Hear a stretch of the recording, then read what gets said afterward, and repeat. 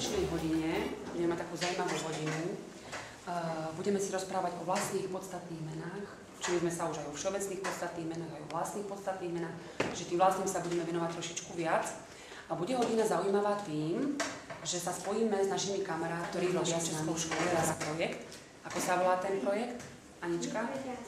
Nebojhradko a jeho? Dobrodružstva. Nebojhradko a jeho dobrodružstva. Čo je to Nebojhradko? To je náš taký duch, také strašidlo, to je naše, ktoré nás sprevádza po hradoch. Ktoré nás sprevádza po hradoch. Takže vlastne budeme sa venovať tomuto projektu celý rok. Už sme ho začali, už sme ho rozbehli. Takže začíname s Nebojhradkom, no? No, zopakujeme si, čo sú to tie vlastné podstatné mená a všeobecné podstatné mená. Aký je medzi nimi rozdiel a tak ďalej, dobre? Takže Viktorka, čo by si nám vedela povedať? Vlastne? Ja. Dobre, Nedaleko nášho mesta Malacky je dedina Rohožník. ktoré sú tam vlastné podstatné mená? Malacky. Malacky, výborne. S akým písmenkom napíšeme slovo Malac s veľkým, pretože je to meno mesta. Meno mesta. Prečítame mesto všeobecné a priradíme vlastné podstatné meno. Dievčatko. Výborne. Dievčatko. Julka. Spisovateľ. Tomáš a priezvisko? Janovic. Janovic, áno, výborne. Ďalej, Vaneska. Mačka. Micka. Výborne. Teraz ideme, Mirka. Skúsime nájsť našich partnerov z projektu, čiže je to aká republika? Česká. Tak máme peknú Českú republiku, Slovenskú republiku. No a teraz skúsime, či vieme aj ktoré štáty sú, ktoré hraničia s našimi štátmi, áno, ktoré sú okolo. Takže už nám volajú naši kamaráti, príjmeme hovor. Prosím.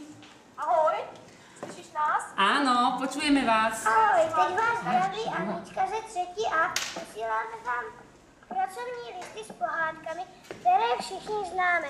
A těšíme se, že nám brzo pošlete správné řešení.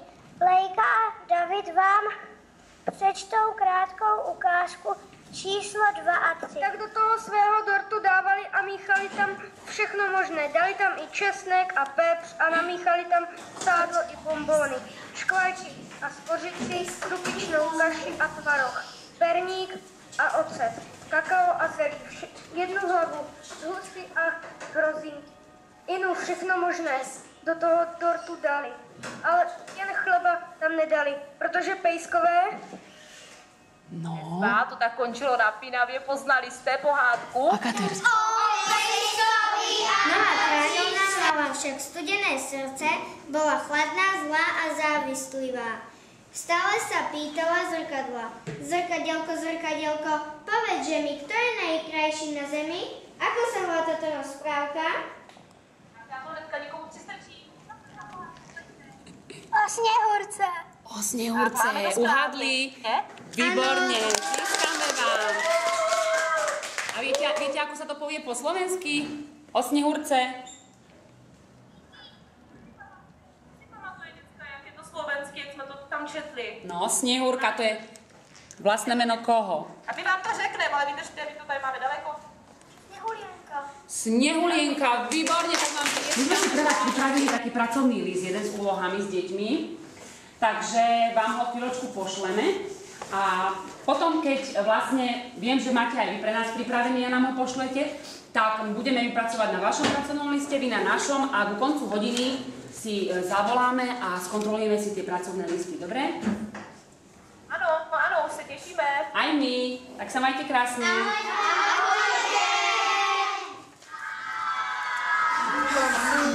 Postavila pokoji na stůl a běžela dolů kojíc se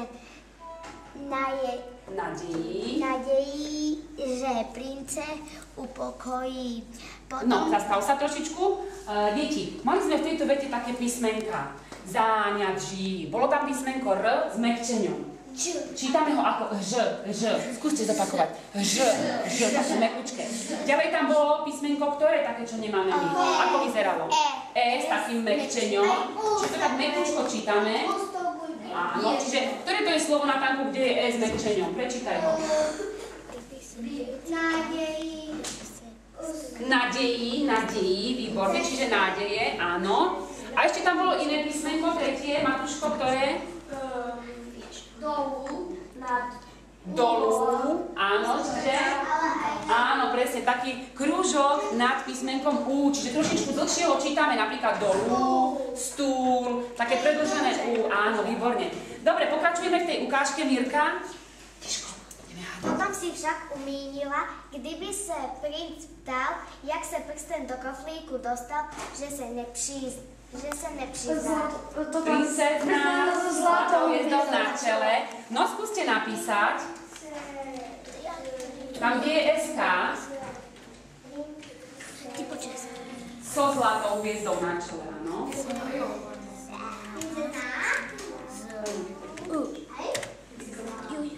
Princezna so zlatou hviezdou na čele. A teraz, ako sa to povie česky? Čo si myslíte? Princezna se zlatou Máte si vybrať, ktorá z nich to bola. A princezne se zlatou hviezdou na čele. Výborne. Čiže skopírujeme a vložíme to tam, kde je napísané po česky. Áno. Čiže základná škola Rosice, pre základnú školu Humenné nám poslali takýto pracovný list. No a aký názov dali pracovnému listu? Poznáte pohár? Poznáte pohár? No, výborne na dvojiciach pracovať, takže si prečítate očkami ten text ďalší a sami podoplňate zvyšok. Môžete pracovať.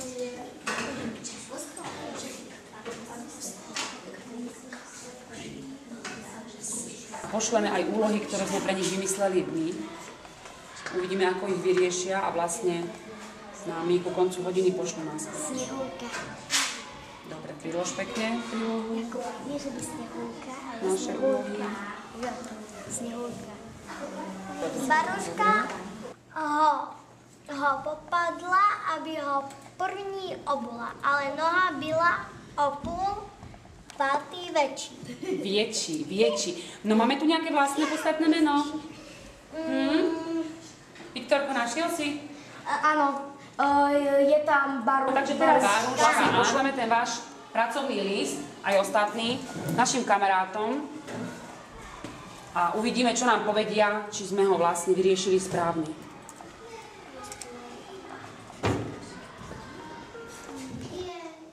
Prosím. Haló. Áno, no už sme dostali od vás pracovný list, my sme vám poslali ten náš s odpovediami, neviem, či je správny, náš je správny? Je správne, áno. Všetko sme vyriešili? No. Čiže všetko je správne? Takže vás můžeme jenom chválit a zajímalo mě nás, jestli teda máte na nás nějakou otázku. No, máte nejakú otázku na nich, nejaké slovíčka, ktoré tam boli, ktorým ste nerozumeli? Viktorka, chcete niečo spýtať? Viktorka ešte. Carevna. Já to jste si říkali, kdo bude říct, a než kopoť, co je carevna. Carevna je něco jako královna. Aké by sme mohli vymyslieť? Koľko jim vymyslete nějak?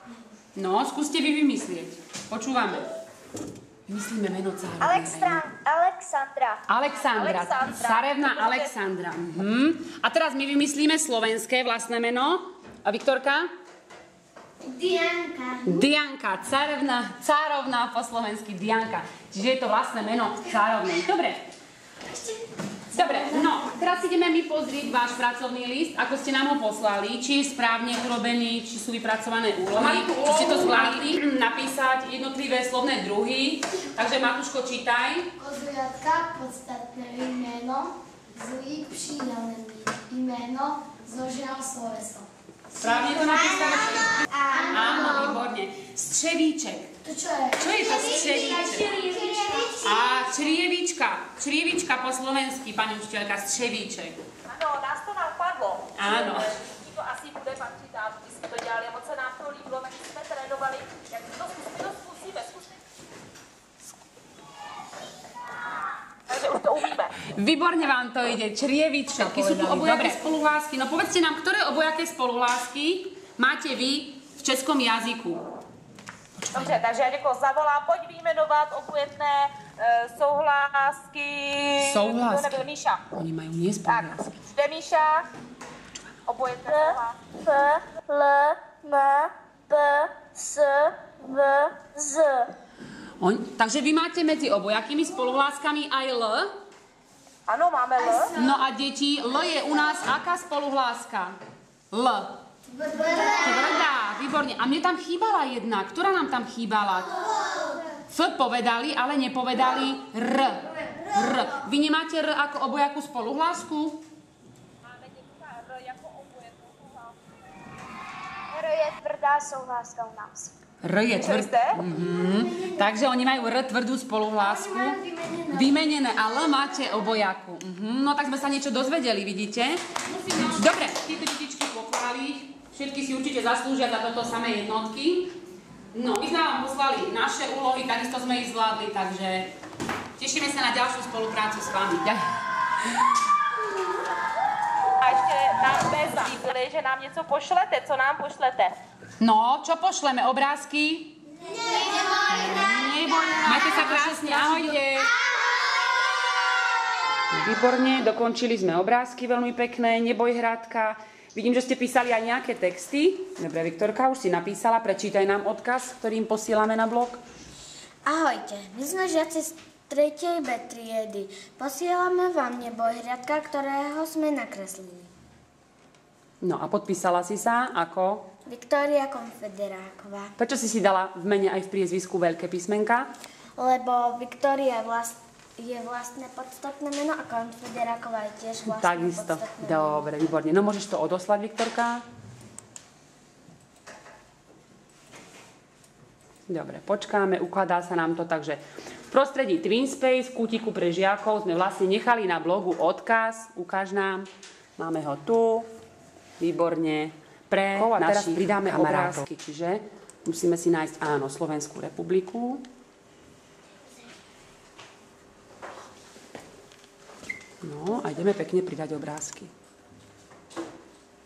ktoré máme kde uložené, Natanko? Kde sú uložené tie obrázky? Na USBčku. Na USBčku ich máme. Na domácu úlohu zopakujete si podstatné mená, aj všeobecné, aj vlastné. A z pracovného zošita zapíšte si Karolina bola domácina, mali ste také zaujímavé stretnutie.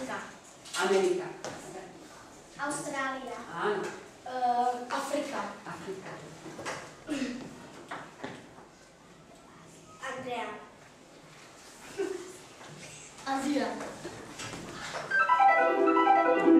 Výborne, deti, takže koniec hodiny. Domácu úlohu povedali, vyložíme stoličky.